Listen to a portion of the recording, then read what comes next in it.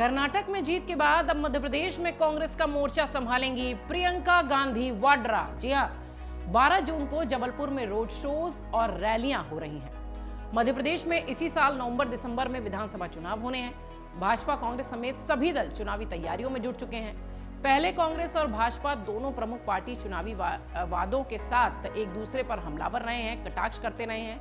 वहीं कांग्रेस की राष्ट्रीय महासचिव प्रियंका गांधी वाड्रा 12 जून को जबलपुर से रोड शो और आम सभा को संबोधित करने वाली है। यानी ये मान लीजिए कि विधानसभा का चुनाव प्रचार शुरू हो चुका है।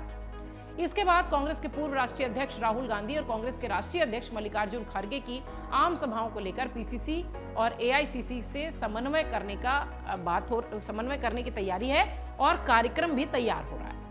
इस बारे में अभी औपचारिक जानकारी तो फिलहाल नहीं है, लेकिन हाँ ये तय है कि राहुल गांधी और मल्लिकार्जुन खड़गे दोनों ही मध्य प्रदेश में प्रचार प्रसार करेंगे। माना जा रहा है कि जुलाई अगस्त के बाद दोनों ही प्रचार प्रसार के साथ मध्य प्रदेश की जमीन पर उतरेंगे। चुनाव के पहले भाजपा ने महिलाओं को हर महीने 1000 देने की जो लाडली बहन योजना का ऐलान किया है, उसकी भी चर्चा लगातार हो रही है।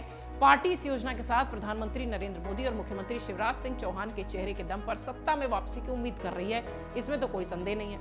वहीं कांग्रेस एक बार फिर किसानों की कर्ज माफी का मुद्दा उठा रही है और 500 रुपए में एलपीजी सिलेंडर देने का वादा करके सत्ता में आने की उम्मीद जता रही है। इधर आम आदमी पार्टी फ्री बिजली पानी के साथ चुनावी बिगुल बजा चुकी है। भोपाल में ही आम आदमी पार्टी ने फ्री बिजली की घोषणा करके राज्य में चुनावी घमासान शुरू कर दिया है। आइए जरा आपको बताते हैं कि मध्य प्रदेश में प्रियंका गांधी कब से और कैसे चुनावी अभियान की शुरुआत कर रही हैं और कांग्रेस की क्या-क्या तैयारी है मध्य प्रदेश को लेकर। प्रियंका गांधी मध्य प्रदेश के जबलपुर जिले में चुनावी अभियान की शुरुआत करेंगी। कांग्रेस के पदाधिकारी से मिली जानकारी के मुताबिक प्रियंका गांधी 12 जून को जीवन रेखा मानी जाने वाली नर्मदा नदी की पूजा अर्चना करेंगी। उसके बाद जबलपुर में रोड शो होगा और रैली के साथ विधानसभा चुनाव प्रचार अभियान की शुरुआत हो जाएगी। कुछ मीडिया रिपोर्ट्स ये भी कह रही हैं कि कांग्रेस के विधायक और प्रदेश के पूर्व वित्त मंत्री तरुण भनोट ने ये जानकारी दी है कि प्रियंका सबसे पहले पवित्र नदी ग्वारी घाट तट पर नर्मदा की पूजा अर्चना करेंगी, जिसके बाद वो रोड शो करने वाली हैं, जनसभा करने वाली हैं। इन्होंने बताया कि 12 जून को नर्मदा नदी का आशीर्वाद लेने के बाद पार्टी के चुनाव प्रचार अभियान संकल्प 2023 की शुरुआत होगी। भनोट ने यह भी कहा कि राहुल गांधी के साथ प्रियंका के प्रचार ने हिमाचल और कर्नाटक में पार्टी को बड़ी जीत दिलाई थी। मध्य प्रदेश में भी ऐसा ही भरोसा कुछ कांग्रेस को है। इधर आपको बता दें कि 2018 में कांग्रेस प्रदेश में सबसे बड़ी पार्टी के रूप में सामने आई थी, लेकिन मार्च 2020 में जब ज्योतिरादित्य सिंधिया और उनके 20 विधायक विद्रोह के बाद भाजपा में आ गए तो कांग्रेस की सरकार गिर गई थी और शिवराज सिंह चौहान के नेतृत्व में बीजेपी की सरकार दोबारा बनी। बीते 5 सालों की अगर बात करें तो इस राज्य ने 2 सरकारें देखी हैं। 2018 में आए चुनाव नतीजों के बाद राज्य में 15 साल बाद कांग्रेस ने सरकार बनाई। कमलनाथ राज्य के मुख्यमंत्री बने थे। हालांकि राज्य की कमलनाथ सरकार 15 महीने तक ही चली, क्योंकि ज्योतिरादित्य सिंधिया के घमासान के बाद, विद्रोह के बाद सरकार गिर गई।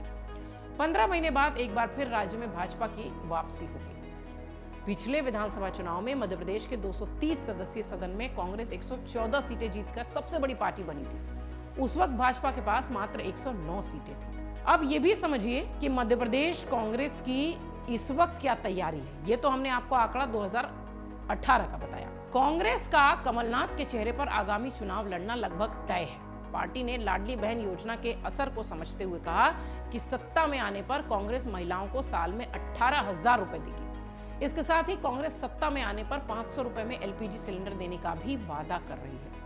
अब आप समझिए कि कांग्रेस की तैयारी कितनी बम्पर तरीके से है। चुनाव से पहले कांग्रेस पिछली बारी हारी हुई सीटों पर विशेष मेहनत कर रही है। पिछली बार विंध्य क्षेत्र ने कांग्रेस की जीत में साथ नहीं दिया था, पर बीजेपी के साथ ये पूरी सीट, पूरी बेल्ट चली गई थी। इसलिए कांग्रेस अब यहाँ अपनी खोई हुई जमीन तलाश रही है। यहाँ संगठन को मजबूत बनाने की जिम्मेदारी वरिष्ठ नेताओं को दी गई। इसके साथ ही पूर्व सीएम दिग्विजय सिंह को ये पूरा विंध्य क्षेत्र दिया गया है और वो लगातार पिछले कई दिनों से इस क्षेत्र का दौरा भी कर रहे हैं। मध्य प्रदेश कांग्रेस में मुख्यमंत्री के चेहरे को लेकर कोई असमंजस नहीं है। माना यह जा रहा है कि कमलनाथ ही चेहरा होंगे। कमलनाथ का ना तो शीर्ष पर कोई प्रतिद्वंदी है और ना ही उनके रैंक में मध्य प्रदेश की जमीन पर कोई आगे। कमलनाथ की राह एकमात्र बाधा है ज्योतिरादित्य सिंधिया, जी हाँ, जो अब उनकी पार्टी में नहीं है। साल 2021 में सत्ता से बाहर होने के बाद उन्होंने अपने समय समर्थन जुटाने में बहुत काम किया। साल में पहली बार राज्य में कांग्रेस में केवल एक स्पष्ट सीएम का चेहरा है, कांग्रेस की तरफ से कमलनाथ। प्रदेश कांग्रेस अध्यक्ष कमलनाथ लगातार मध्य प्रदेश का दौरा करते रहे हैं, अलग अलग इलाकों का दौरा करते रहे हैं। शिवराज सिंह चौहान सरकार के खिलाफ एक माहौल बनाने की कोशिश पिछले कई दिनों से वो करते आ रहे हैं। एक लंबे समय तक मध्य प्रदेश के मुख्यमंत्री शिवराज सिंह चौहान और स्थानीय मुद्दों पर ध्यान केंद्रित करने की कोशिश उनकी लगातार बनी हुई है। कांग्रेस ने कर्नाटक में जिस तरह अभियान चलाया था, कुछ वैसा ही कैंपेन मध्य प्रदेश में भी चलाने की तैयारी है। मध्य प्रदेश कांग्रेस कर्नाटक की बेस्ट चुनावी प्रैक्टिस को प्रदेश में आजमाने की तैयारी कर रहा है। पार्टी आने वाले दिनों में भ्रष्टाचार को भाजपा के खिलाफ बड़ा मुद्दा बनाएगी। इसके साथ ही संभावना यह है कि पे सीएम पोस्टर कैंपेन भी नए वर्जन के साथ एमपी में देखने मिलेगा। मध्य प्रदेश में कांग्रेस की तैयारी बंपर है। प्रियंका गांधी वाड्रा का मैदान में उतरना ये बता रहा है कि कांग्रेस ये चाहती है कि प्रियंका का जादू मध्य प्रदेश में भी दिखाई पड़े और सत्ता में लंबे इंतजार के बाद वापसी हो। पिछली बार वापसी तो हुई थी, लेकिन मात्र 15 महीनों के लिए। अब कांग्रेस ये चाह रही है कि एक के बाद एक राज्यों में मजबूती के साथ पकड़ बनाई जाए। कर्नाटक जीत के बाद कांग्रेस के हौसले बुलंद हैं और मध्य प्रदेश की जमीन को जीतने की तैयारी जोरों शोर से चल रही है। मन से उजाला कर चले, मन से उजाला कर चले, एक अमर उजाला कर चले।